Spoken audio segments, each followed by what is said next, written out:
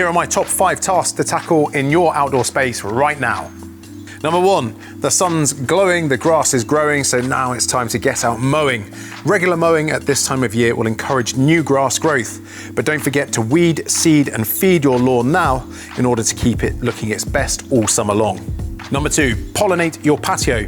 Plant up your pots and planters with a kaleidoscope of colour and some seasonal scents. Plants such as lavender, Aubrietia and Campanula will give you a flourish of beautiful colours, attracting in those busy bees.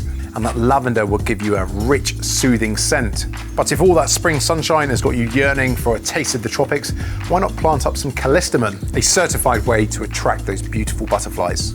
Number 3, tackle your topiary. It's the perfect time to give your boxus a blitz. So whether it's shabby looking balls or an unruly bush, now is the time to give your ornamental hedges a horticultural haircut. Now here's a top tool. If your garden's looking rough around the hedges, why not use a battery-powered hedge trimmer?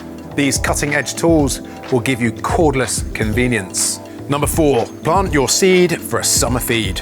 Now is the time to sow out your salad seeds, and for a crop of courgette, the soil temperature should now be fine to start setting out your young plants in the soil. But to ensure we go from sow to grow, make sure you turn, tine and titivate your terrain. By turning your beds and borders, you will add oxygen and composition.